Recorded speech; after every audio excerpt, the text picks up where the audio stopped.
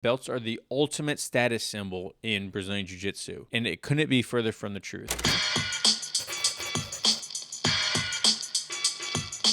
The reason I want to talk about this is so people understand the importance of, yes, belts are important, but they aren't at the same time. What should really be focused on is the importance of progress and skill development over whatever your belt is. You should be trying to get better as a practitioner instead of focusing on what you have to do to get that next belt. If you are always trying to improve as a jiu-jitsu practitioner, then the belt's going to come, right? Now, I don't want to say that belts don't matter, because I 100% think they do. I think belts do matter because they give a physical reward or a tangible goal for a lot of people. And that's a great thing. And it also shows people like a little bit of who you are and how long you've been doing jiu-jitsu and your possible skill level. And we'll get a little bit more into that. I think we should focus more on the things that we're going to discuss in here rather than the 2-inch strip of cloth that takes up your waist and ties around your gi. Remember, belts signify a general level of proficiency, but they don't guarantee anything, right? If I am a blue belt, a blue belt under my coach is probably going to look different than a blue belt under your coach or your friend's coach or your friend's instructor or a blue belt 10 years ago, right? Just because someone's wearing a purple belt does not mean that they have some guaranteed level of skill.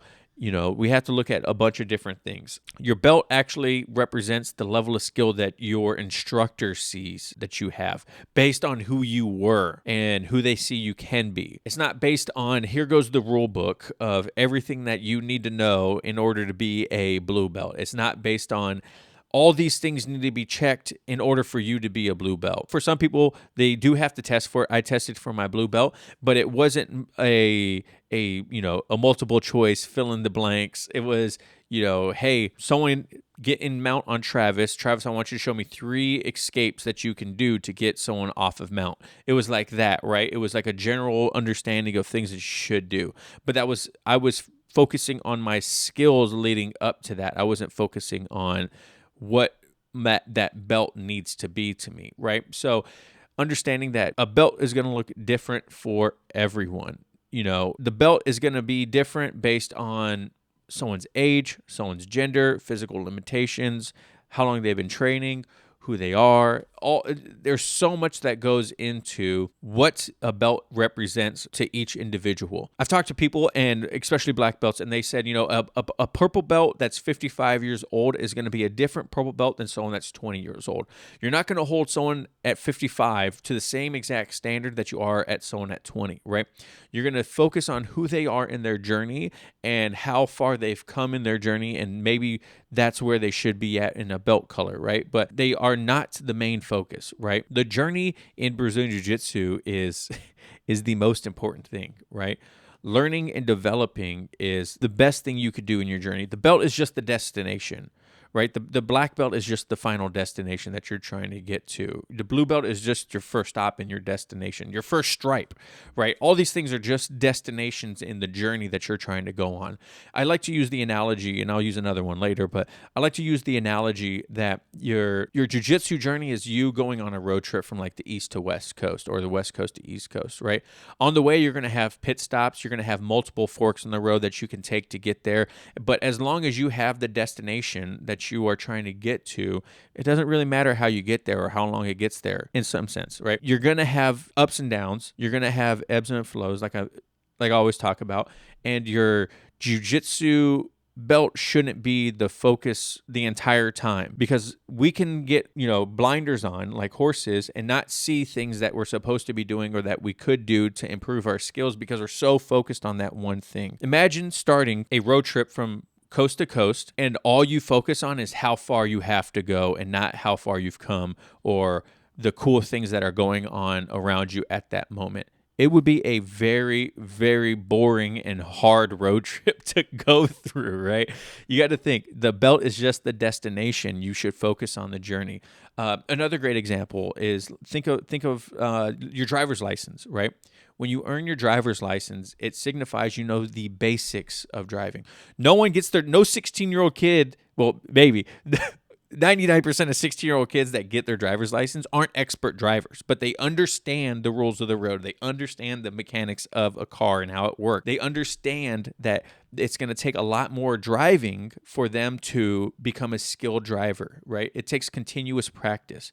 Getting your driver's license is just, it's just a notch in the belt. It's just a piece of tape on your belt, right? And then you need to focus on improving as a driver, and that's the journey, right? It's like, even if you were to earn your black belt, you don't stop learning. So it's like, oh man, I got my black belt. I've heard plenty of people talk about, oh, I earned my black belt and I realized how little I knew. I realized how much more learning I needed to do. Right? It's the same thing like with the driver's license. It just makes you realize that there's just so much more that goes into the sport, into the art. I know when I got my blue belt, I was like, holy crap, I got my blue belt. Like, this is so cool.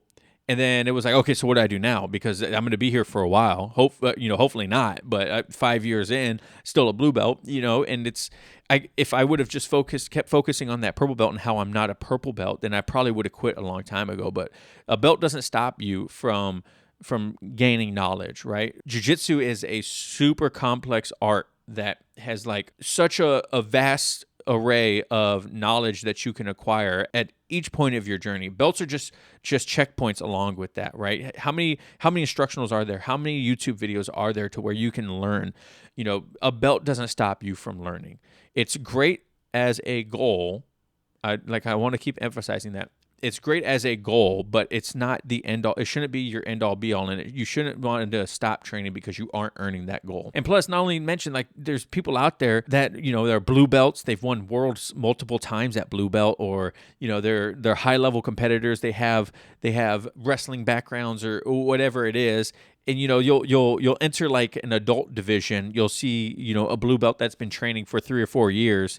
You're like, man, I think that guy is going to be easy, and then you get smashed. Or better yet, the white belt division. How many times have you guys seen the white belt division of like a judo black belt entering a white belt division in jiu-jitsu, right? And they just completely dominate everyone. That belt doesn't matter. That guy his skill is so good, it doesn't even matter. Jordan Pressinger, on his YouTube channel, he rolled against a guy that had been training jiu-jitsu for like 12 years and was a white belt in jiu-jitsu because he's just never been promoted, right? But even Jordan was like, dude, this guy's like a black belt. His skill level is a black belt, but he's never been ranked up because it just hasn't been part of his journey. So belts aren't always a true measurement of skill. To kind of put it into perspective too, how do you, in a lot of no-gi gyms, they don't even do belts. MMA fighters don't even do belts in a lot of gyms, right? But those guys have, black belt level grappling for like MMA and whatnot, but they've never done formal jiu-jitsu training. So what are they going to be, a white belt when they step into their first jiu-jitsu class, even though they've been doing MMA for, some of them do 10, 15 years. I've worked with a couple guys that have like that. Set your BJJ goals as, in my college class, we talked about these things called SMART goals, right? They're specific, measurable, achievable, relevant, and time-bound. So make sure your goals are specific to what exactly you want to achieve. A blue belt isn't a specific goal because unless you have like a sheet like some schools do have, the saying that you need to do these things in order to earn your blue belt, right? And that kind of goes into it being measurable, right? So you have to be able to measure your goals, right? You have to be able to, it's achievable to you, right? If you want to win black belt worlds, but you just started jiu-jitsu 6 months ago, that's not an achievable goal right now. It's completely irrelevant, right? That's not relevant to what you need to do, right?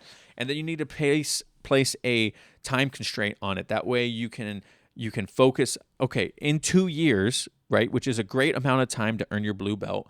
In 2 years, I want to have the skills required in order to achieve my blue belt, which goes into, we should be trying to master techniques. We should try to improve guard retention, which I'm terrible at, maybe compete a couple times, which is another great test on how your skills are for your belt level. Because like I mentioned, sometimes you'll run into a white belt that's a 15-year wrestler and just completely dominates everyone, right? But because they don't know jiu-jitsu, they're not a blue belt or they're not a purple belt or whatever it is.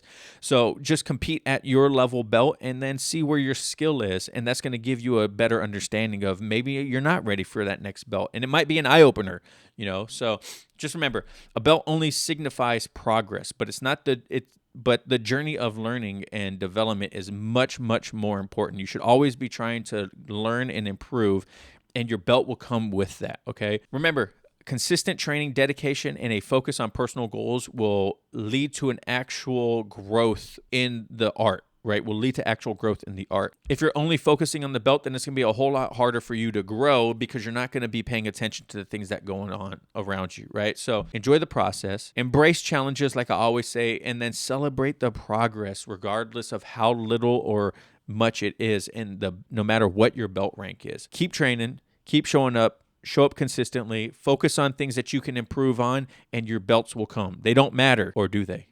Let me know down in the comments below. Thanks, guys. Peace.